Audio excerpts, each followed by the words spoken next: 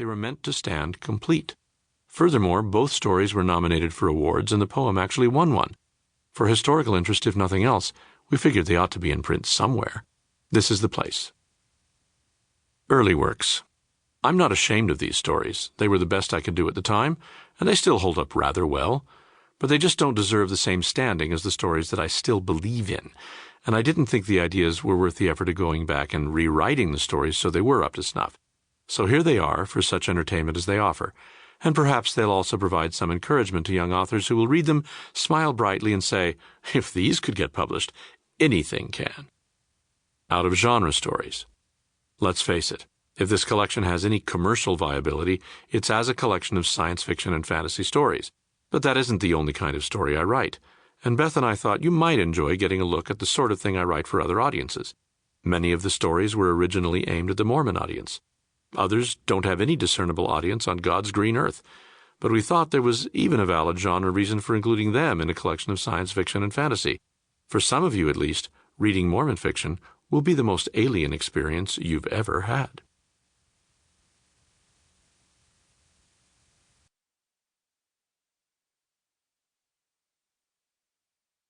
Ender's Game.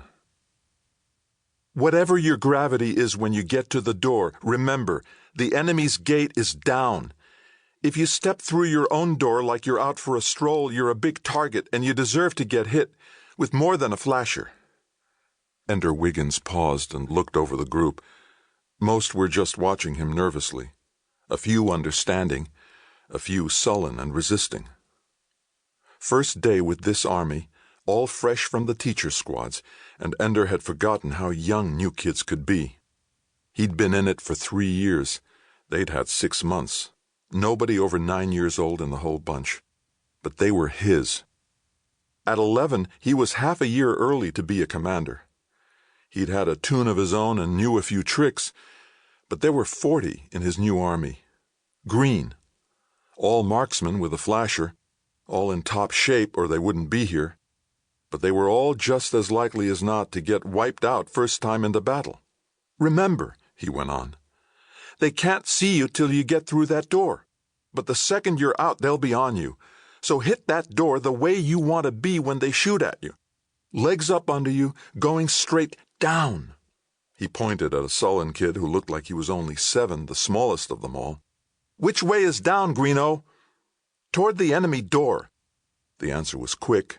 It was also surly, as if to say, yeah, now get on with the important stuff. Name, kid? Bean. Get that for size or for brains? Bean didn't answer. The rest laughed a little. Ender had chosen right. This kid was younger than the rest. Must have been advanced because he was sharp. The others didn't like him much. They were happy to see him taken down a little, like Ender's first commander had taken him down.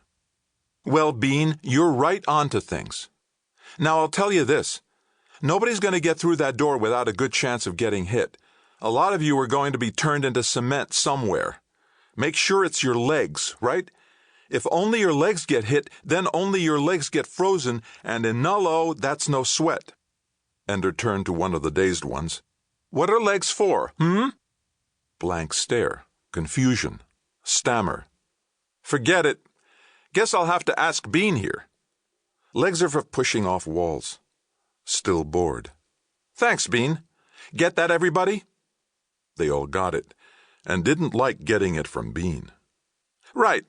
You can't see with legs, you can't shoot with legs, and most of the time they just get in the way. If they get frozen sticking straight out, you've turned yourself into a blimp. No way to hide. So how do legs go? A few answered this time, to prove that Bean wasn't the only one who knew anything. Under you. Tucked up under. Right, a shield. You're kneeling on a shield, and the shield is your own legs. And there's a trick to the suits. Even when your legs are flashed, you can still kick off. I've never seen anybody do it but me, but you're all gonna learn it. Ender Wiggins turned on his flasher. It glowed faintly green in his hand. Then he let himself rise in the weightless workout room, pulled his legs under him as though he were kneeling, and flashed both of them. Immediately his suit stiffened at the knees and ankles so that he couldn't bend at all. Okay, I'm frozen, see? He was floating a meter above them.